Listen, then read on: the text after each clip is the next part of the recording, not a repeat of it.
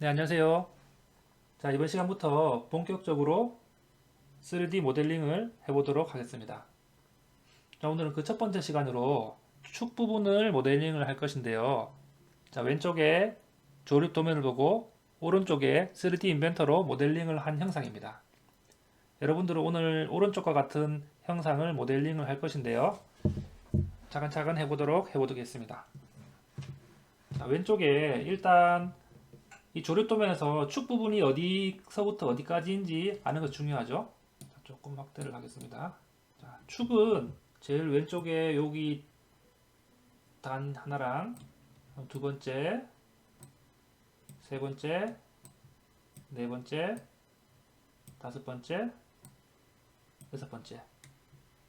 이렇게 총 6개의 단차로 구별이 되어 있습니다. 제일 오른쪽에 지금 여기 와셔랑 육각 볼트 2개로 조립되어 있는 이 부분은 나사 부분인데요. 수나사 부분입니다. 3D 형상에서도 이런 식으로 수나사로 표현을 해두었습니다. 그리고 이 부분이 실제로 형상에 나오지는 않지만 이 부분 한번 보세요. 이 부분은 릴리프 홈이라고도 하고 또는 수나사 부품의 나사 틈새 이렇게 얘기하기도 합니다. 중요한 부분이 이쪽 두 부분의 키인데요. 키가 들어가는 자리를 파주는 겁니다. 이 부분에 실제로 이러한 키를 꽂겠죠. 여기도 마찬가지로 꽂겠습니다. 그래서 키 부분도 규격 치수입니다. KS 규격을 적용을 하고요. 그 다음에 도면에서 보면 지금 요거 빠졌죠? 여기 베어링인데 베어링의 치수는 뭐 이런 식으로 나올 겁니다. 이런 식으로 빼서 뭐 2-6204 베어링의 치수고요. 자, 이 부분은 오일실인데 예를 들어서 뭐 KSB 기계 부품에 뭐 2804 이런 식으로 적어져 있을 겁니다. 여러분들이 도면에 적지 않더라도 이런 식으로 규격 치수를 보고 기입을 한다라고 생각을 하시면 됩니다. 양쪽의 베어링 치수, 이 부분과 이 부분, 이 부분과 이 부분은 베어링 규격 치수를 확인해 주시고요. 그 다음에 이쪽 부분에 오일실이 들어가는 이 라운드 부분 있죠? 이 라운드 부분, 이 라운드 부분은 오일실이 끼어 들어가기 쉽게 라운드를 살짝 해줍니다. 그 다음 또 중요한 이론 중에 하나가 베어링에 끼어 들어가는 규격 치수입니다. 예를 들어서 깊은 볼 베어링이 이런 식으로 나오면 다 알고 계시죠? 베어링의 안찌름 치수, 즉 여기서부터 여기까지는 규격 치수로서 규격집을 찾아도 되지만 여러분들이 암기를 하시는 것도 좋습니다. 필기시험에 많이 나오죠. 앞에 두 자리는 계열번호, 뒤에 두 자리가 베어링의 안찌름 치수입니다. 00은 10mm, 01은 12mm, 02는 15mm, 03은 17mm. 이까지가 이제 규칙이죠. 그래서 이런 것들은 반드시 암기를 하셔야 되고요. 04부터는 이제 20mm. 뒷자리 두 개에다가 곱하기 5를 해준 값입니다. 쭉 가겠죠. 그래서 6205는 25mm가 되고요. 6299까지. 그래서 얼마가 되나요? 495mm가 되나요? 이런 식으로 베어링 안찌름 치수는 규격으로 외워주셔야 됩니다. 그러면 모델링을 시작하도록 하겠습니다. 이제 모델링을 해보도록 하겠습니다. 3D 모델링을 하는 방법에는 뭐 여기 2D 스케치에서 원형을 그려서 돌출, 또 이쪽 면에서 원형을 잡아서 돌출, 뭐 이렇게 해서 돌출해서 이렇게 그리는 방법도 있고요. 저는 이쪽 XZ 평면 이쪽 면을 스케치를 하고 들어가서 절단해 보겠습니다. 이런 식으로 뭐 외형을 그려서 중심축으로 회전하는 방법으로 모델링을 해보도록 하겠습니다. 새 파일을 열고요. 새로 만들기에서 스탠다드 IPT 밀리미터를 선택을 합니다. 아주 기초적인 것들은 기초 동력 전달 장치에서 했기 때문에 너무 기초적인 설명을 하지 않도록 하겠습니다. 원점을 플러스를 누르시고요. XY 평면에서 S 스케치를 잡고 들어갑니다. 스케치면이 나왔는데요. 여기 뭐 직사각형으로 그리시는 분들도 있는데 저는 선으로 그리도록 하겠습니다. 선으로 중심 원점에서부터 시작해서 3D 스케치는 너무 잘할 필요는 없고요. 그냥 대략적인 형상만 나올 수 있도록 그렇게 그려줍니다. 6개의 단차가 생길 수 있도록 이렇게 그려주고요. 스케치를 다 했습니다. 이쪽이 직각이 아니네요.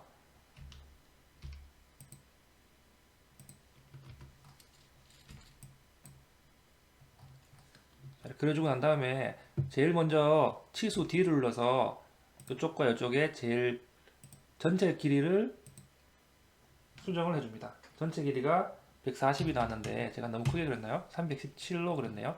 전체 길이를 먼저 지정을 해주면 중간에 그리다가 치수 때문에 스케치가 뒤틀리는 일이 없을 겁니다. 그 다음에 이런 단차의 길이는 자로 직접 재어주셔서 6개 단을 그려주시면 됩니다.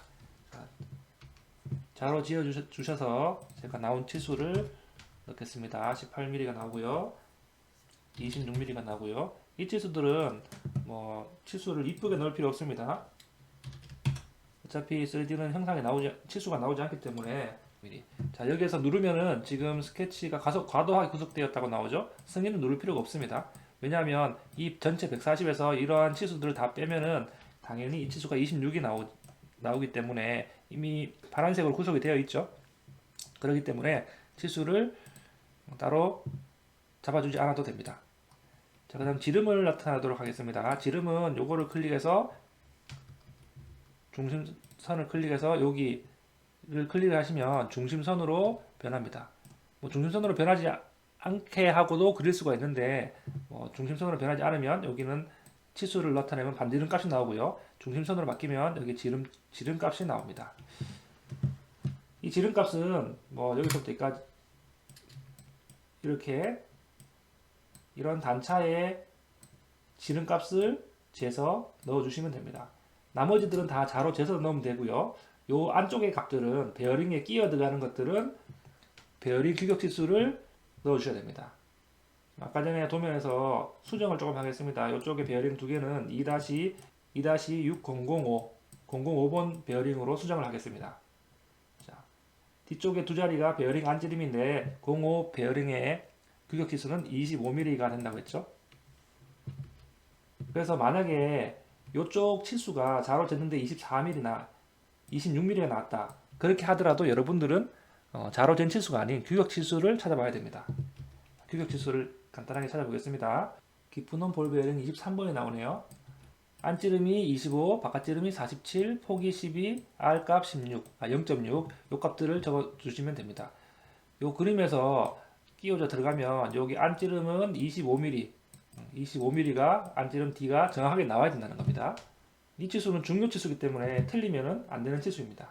베어링의 안지름 치수를 기입해 보도록 하겠습니다. 이 치수와 이 치수가 25mm, 그 다음에 이 치수와 이 치수가 25mm.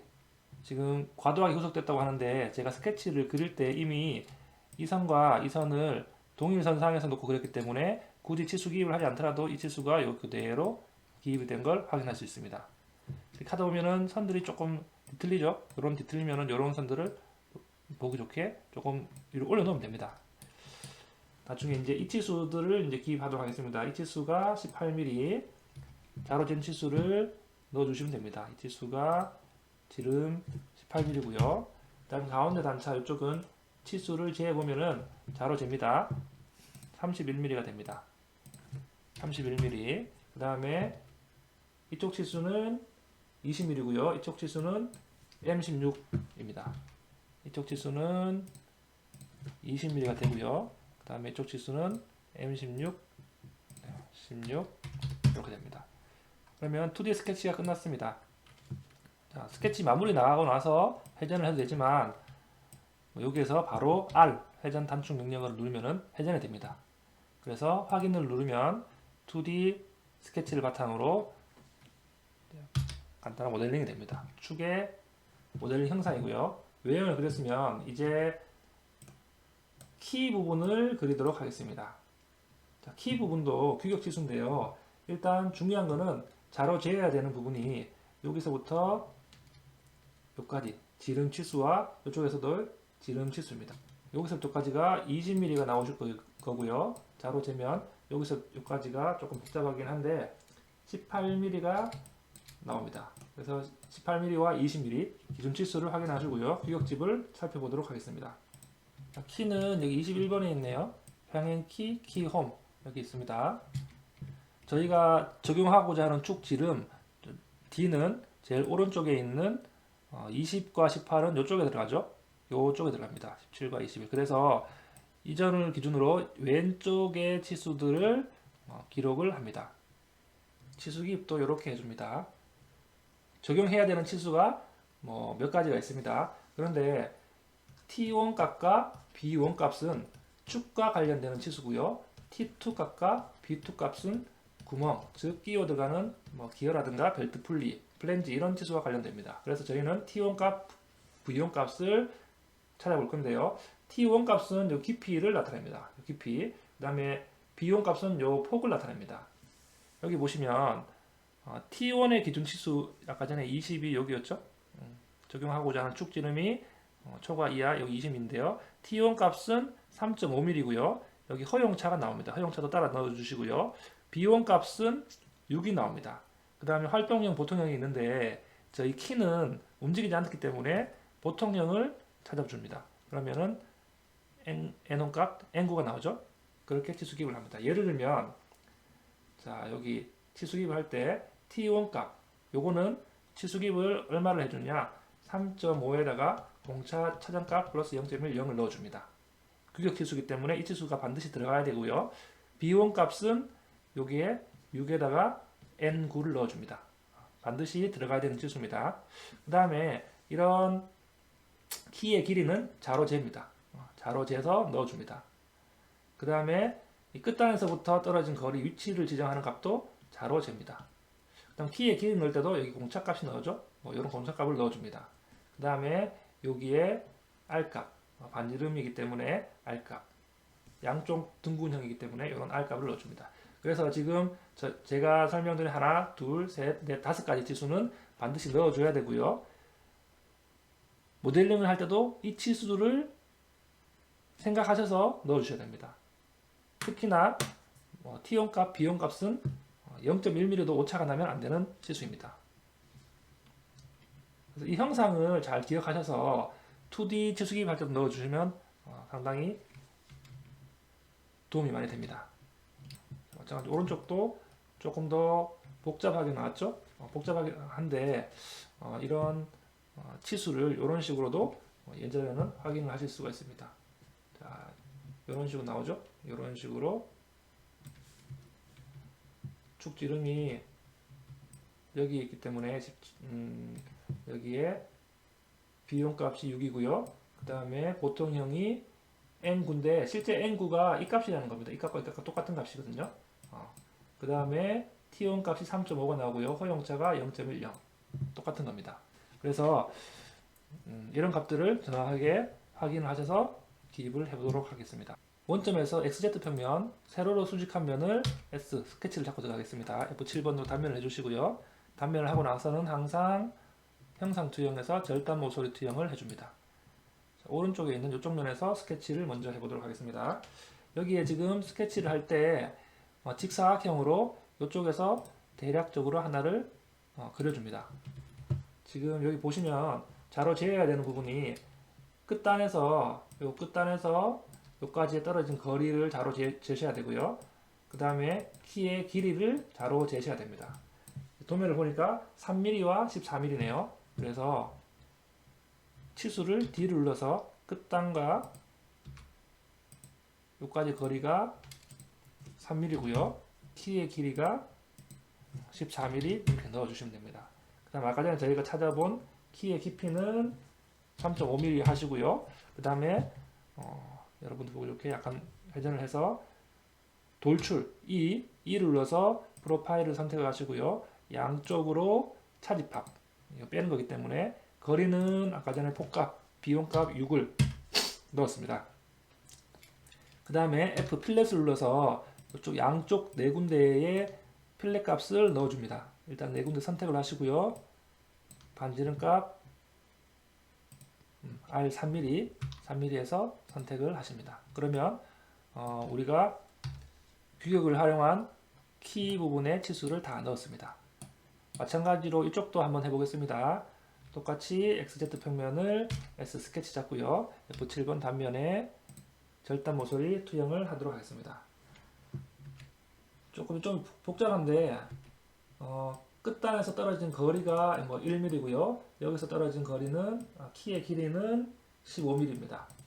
제일 끝단에서 똑같이 XZ 평면을 스케치를 잡고요. F7번호 단면을 하고 절단 모서리 투영을 합니다. 제일 끝단이기 때문에 직사각형을 제일 끝단에다가 하나 그려주시고요. 치수 D를 눌러서 끝단에서 떨어진 거리 1mm, 그 다음에 키의 길이가 15mm, 그 다음에 키의 깊이가 3.5mm 해서 떨어졌네요. 요 선과 요 선이 0mm로 고정을 시키고요. 다음 돌출로 요거를 좌우로 차집합을 6mm를 넣어주십니다. 그 다음에 필렛 값, 라운드 값을 3mm로 이쪽과 이쪽을 넣어주시고 확인을 누릅니다. 그래서 등각도를 넣어주시면 이 뒤쪽과 이쪽에 키를 규격을 적용해서 넣었습니다. 그리고 이쪽 부분에 지금 베어링이 들어갔죠? 이쪽 치수는 U005를 적용해서 파이 25가 정확하게 나와야 되고요. 이쪽 부분 있죠? 이쪽 부분 베어링과 결합되는 이쪽 부분은 라운드를 줘야 됩니다. 이것도 규격 치수인데요. 구멍 부분에 이런 R값과 축 부분에 이런 R값이 베어링과 닿을 때 이렇게 파손을 줄 수도 있는 위험 때문에 이렇게 다 라운드를 준다는 건데요. 이런 식으로 그냥 R값을 0.6mm 정도 주시면 됩니다. 라운드를 줬다는 게 중요하기 때문에 0.6mm 정도 주시면 이상이 없으실 것 같습니다. 이쪽에 규격을 적용해서 필렛 값으로 여기 들어가나요? 필렛 값으로 이쪽에 들어가나요? 0.6mm고요. 0.6mm 해주시고 반대편도 이쪽을 클릭해서 확인을 눌러주십니다. 이쪽 부분도 해보겠습니다. 이쪽 부분에 베어링과 끼가 들어가는 부분 R값 0.6을 줬다면 이쪽 부분도 못따기와 라운드를 줘야 되는데요. 여기 지금 오일실이 끼어 들어가고 있습니다. 오일실이 고무로 된 패킹인데요. 기름과 이물질을 빠져나오지 못하도록 막아주는 역할을 합니다. 그래서 축 위에 오일실을 끼워줘야 되는데 이 오일실이 파손되지 않도록 이런 부분을 약간 라운드와 못따기를 줍니다. 규격집을 적용해보면요. 이런 부분에 오일실 찾아보겠습니다. 오일실이 37번과 38번인데요. 자, 이런 식으로 오일실과 관계된 치수가 나오는데요. 저희가 적용하고자 하는 기준 치수, 요 D1 값이 파이 25입니다. 그렇죠? 파이 25면 여기에 D1 값에 25 여기가 되겠네요. 요 치수를 적용을 해줘야 되는데요. D2 값은 최대 22.5가 나옵니다. 22.5. 그러니까 요 작은 치수가 22.5가 나와야 되고요. 여기 각도는 15도에서 30도인데 30도를 해주겠습니다. 이쪽도 양쪽에 라운드를 줘야 되는데요. 라운드 값은 0.5mm 이상만 주면 됩니다. 보통 2mm에서 4mm 정도 적당한 값을 넣어주십니다. 그래서 여기도 보면 이렇게 그림이 나오죠. 30도를 넣어주시고요. 치수 기입을 할 때 파이 값에다가 H파를 넣어주셔야 되고요. 그 다음에 D2 값 이런 식으로 적용을 해주시면 됩니다. 자, 그러면 이 값들을 적용을 해서 넣어 보도록 하겠습니다. 지금 베어링이 끼워 들어간 부분 양쪽이고요. 지름이 25mm입니다. 이쪽이 되겠네요. 못따기를 클릭하셔서 첫 번째 말고 여기 두 번째 가운데 거를 누르면 비대칭 못따기입니다. 그래서 실제로는 D2 값이 22.5가 돼야 되는데 3D 영상은 치수가 나오지 않습니다. 그래서 실제 여기 못따기 1mm 해도 채점하는 사람들이 형상만 맞으면 되기 때문에 알지 못합니다. 하지만 두 번째를 클릭하셔서 거리 2mm 정도 주시고 각도를 30mm 정도 주시면 얼추 비슷한 치수가 나옵니다. D1 값, D2 값이. 그래서 저희는 여기 각도를 30mm 해서 요 원을 한번 클릭하시고요. 순서를 그 다음에 요 모서리 부분을 클릭을 하시면은 확인을 누르시면 이렇게 됩니다. 그러면 못따기가 확인이 된 걸 보실 수가 있습니다. 그래서 필렛을 눌러주셔서 이쪽과 이쪽을 뭐 한 2mm 정도, 너무 많으면 뭐 1mm 해도 상관이 없습니다. 1mm 정도 이렇게 해주시고요. 여기 이런 오일실이 들어가는 부분에, 여기 오일실이 들어갈 때 이런 위쪽에 이렇게 있겠죠. 오일실이 이렇게 들어갈 때 이런 부분들이 상처나지 않도록 이렇게 못따기를 해줬습니다. 반대편도 마찬가지입니다. 똑같이 못따기를 해주시고요. 두 번째 선택이 되어 있네요. 요 지름을 선택하시고 구석 부분을 선택하시고 확인을 누르시면 됩니다. 그 다음에 필렛을 눌러서 이쪽과 이쪽을 1mm 정도 확인을 해주시면 됩니다. 그러면 오일실 끼워 들어가는 부분에 축 부분도 규격 치수를 넣으셔도 됩니다. 정시간이 없다고 하면 그냥 챔퍼로 1mm 정도 이렇게 해주셔도 상관이 없습니다. 이 부분에 치수 기입을 할 건데요. 지금 이 부분이 M16입니다. M16 곱하기 1 곱하기 1이라는 것은 피치가 1이라는 얘기죠. 그다음에 여기에 와셔가 하나 있고요. 볼트 2개로 조립이 되어 있습니다. 보통 와셔가 들어가면 이런 식으로 표시가 되는데 여기는 생략이 됐네요. 자, 이 부분에 대해서 간략하게 설명을 한번 해드리겠습니다. 자, 실제 이런 형상이죠. 저희가 이런 식으로 나사를 내려고 합니다. 이 부분을 나타내려고 하는데요. 이 부분을 릴리프 홈이라고 하고도 나사의 틈새라고도 합니다.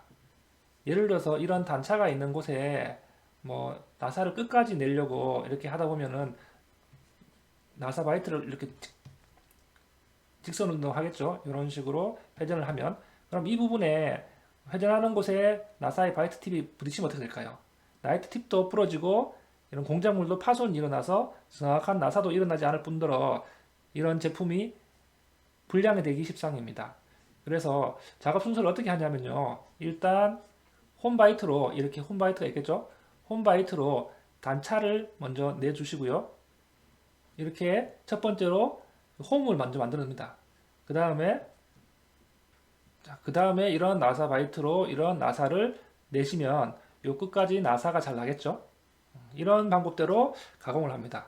저희가 선반 기능사에서 실제로 이런 홈바이트로 홈을 먼저 내고 이런 나사 바이트로 나사를 내는 실습을 해봤죠. 요 부분에다가 릴리프 홈 또는 나사의 틈새 규격을 적용해 주고자 합니다. 자, 이런 식이 되는데요. 지금 나사가 M16이죠. M16 곱하기 1. 치수가 16mm다. 그럼 치수를 어떻게 해야 되느냐면 릴리프 홈은 여기서 여기까지가 14mm, 파이 14mm 이 정도 하면 됩니다. 이쪽에 1mm, 이쪽에 1mm 하시면 되고요. 이 폭은 한 2mm 정도 하시면 됩니다. 그래서 치수 기입을 할 때 요거를 2-파이 14 이렇게 그냥 간단하게 써주셔도 되고요. 규격집을 보면 이쪽 부분에 못따기가 더 있습니다. 그래서 나사의 틈새에 보면은 이런 식으로도 표현을 해줍니다. 그래서 이런 부분들을 적용을 해서 모델링을 해보도록 하겠습니다. 나사의 틈새 이렇게 나오는데요. 저희가 지금 지름 치수가 16mm죠. 그 다음에 피치가 1입니다. 나사의 피치가 기준인데요. 1mm는 이런 식으로 치수를 적용하려고 합니다. 나사의 피치가 1mm는 이런 식으로 적용을 하라고 하는데 지금 요 치수가 16에서 1.6을 빼면 조금 계산이 복잡하잖아요. 그래서 일반적으로 그냥 1.25짜리를 많이 씁니다. 1.25짜리는 기준 치수에다가 2mm를 빼면 되고요. 그 다음에 요 지원 값도 딱 2mm 이렇게 딱 치수가 읽기 쉽기 때문에 그냥 2mm로 해줍니다. 그 다음 G 값은 뭐 3.75mm가 최대이기 때문에 이거보다 작기만 하면 되고요. 그 다음 이쪽 부분에 라운드를 주려고 하는데 0.6mm 정도 주려고 합니다. 그렇지만 이런 라운드 값과 이 G 값은 크게 무의미하기 때문에 이 세 가지 치수만 넣고 기록을 해주십니다. 여기도 지금 1mm를 이런 식으로 표현을 해줬죠. 여기 그림을 한번 확인을 하시면 될 것 같습니다. 하지만 저희는 1.25mm 피치를 사용을 한다는 것. 이쪽 부분에 똑같이 XZ 평면을 스케치를 잡고 들어가겠습니다. F7번 단면 해주시고요. 절단 모서리 투영을 해주겠습니다. 자, 이쪽 끝단인데요. 선으로 그냥 이렇게 하나, 자, 라인으로 이렇게 그렸습니다. 이 길이는 3.75인데 그냥 계산하기 쉽게 3.5mm로 하고요. 이 깊이는 2mm이기 때문에 이쪽 부분은 1mm만 해주면 회전을 시키면 아래쪽도 1mm가 되겠죠. 총 2mm가 될 것 같습니다. 이쪽 각도는 30도, 30도를 해주시면 되고, 그 다음에 기준이 없기 때문에 라인으로 그냥 중심을 그냥 하나 그어줍니다. 하나를 그어줍니다. 이렇게 해서 회전을 한번 해보겠습니다. R이죠. R 회전을 할 건데요. 프로파일을 선택하시고 축은 이 축을 기준으로 뺄 겁니다. 요 차집합을 하시면 되고요. 지금 이쪽 부분은 스케치를 할 때 처음부터 생각하셔서 처음에 그려주셔도 상관이 없습니다. 이렇게 해서 확인을 눌러주시면 이런 식으로 나사의 틈새, 릴리프 홈이라고 불리는 부분을 이렇게 그렸습니다. 그 다음에 이쪽 부분에 스레드를 넣어주십니다. 자, 인벤터 모델링에서 스레드는 이 아이콘만 그냥 클릭해서 이렇게 넣어주시면 널링한 것처럼 이렇게 무늬만 입혀지는 겁니다. 실제 나사 모양을 스레드 하려고 하면 데이터를 많이 사용하고 이렇게 용량도 커지기 때문에 무늬만 입혀주셔서 상관이 없습니다. 자, 이런 식으로 클릭을 하면 나사가 들어간 것을 확인을 하실 수가 있습니다. 다음으로 할 것은 이쪽 좌우쪽 면에 센터 구멍인데요. 센터 구멍이라는 것은 무슨 말이냐면 저희가 예를 들어서 선반 가공을 할 때 원형 물체를 가공을 하려고 하면 이쪽에 척으로 잡겠죠. 척으로 잡아서 이쪽으로 회전을 시킵니다. 그래서 회전을 해보면은 이런 중심축을 기준으로 뭐 상하가 이제 떨리겠죠. 떨리면은 치수도 정밀하지 않을 뿐더러 치수가 정밀하지 않겠죠. 그래서 양쪽 끝부분에 이렇게 드릴을 가공하고 나서 심압대로 고정을 시켜줍니다. 그래서 좌우를 고정을 시켜주고 나서 회전을 시키면 어떻게 될까요? 정밀하게 돌아가겠죠. 그런 다음 이런 바이트로 이렇게 가공을 하는 절차입니다. 그래서 도면에 나오지 않지만 좌우쪽에 센터 구멍을 넣어 주셔야 됩니다. 하지만 이쪽에 도면에 보면은 왼쪽은 커버랑 이제 볼트로 조립이 되기 때문에 이쪽은 나사 가공을 해주시고요. 오른쪽은 센터 구멍만 표시를 해주고 2D에서도 기록을 해주시면 되겠습니다. 센터 구멍을 넣는 방법은 간단합니다. 자, 이쪽 스케치를 잡고요. S를 들어갑니다. 센터 구멍도 규격집을 한번 볼까요? 자, 조금 복잡한데요. 저희는 센터 구멍에 표현되는 반드시 남겨두는 요거를 선택하도록 하겠습니다. 규격은 요 규격을 따릅니다. 그래서 보시면 뭐 여기에 센터 구멍을 표현한 부분에 A형, B형, C형이 있는데 저희는 A형을 많이 사용하니까 A형을 쓸 거고요.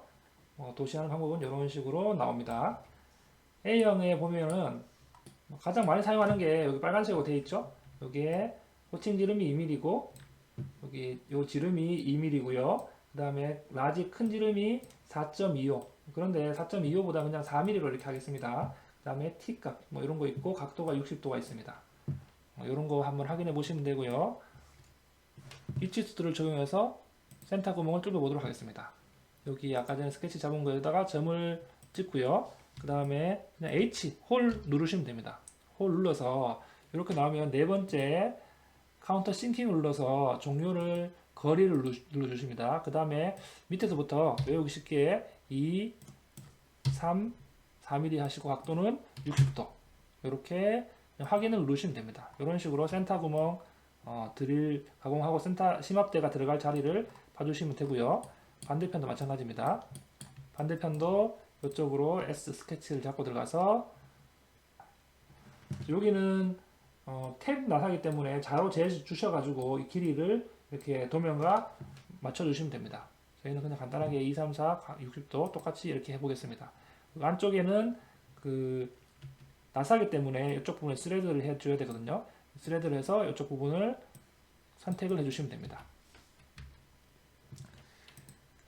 그 다음에 마지막으로 뭐 이런 부분 있죠. 이런 각져 있는 부분들은 다 도면에 나와 있든 나와 있지 않든 그냥 못따기를 해주시면 됩니다. 조립되는 부분이기 때문에 못따기를 클릭하셔서 뭐 끝부분 이런 부분에 다시 첫 번째를 눌러주시고요. 1mm를 뭐 이런 부분 반대편도 1mm 1mm 이런 식으로 확인을 눌러주시면 됩니다. 자, 이렇게 하면은 축의 모델링이 다 끝난 것 같습니다. 지금 여러 가지 규격을 상세하게 설명을 한다고 시간이 조금 많이 걸렸죠. 네, 이렇게 하면 모델링에서 2D로 넘길 때 오차 없이 잘하게 하실 수가 있으실 겁니다.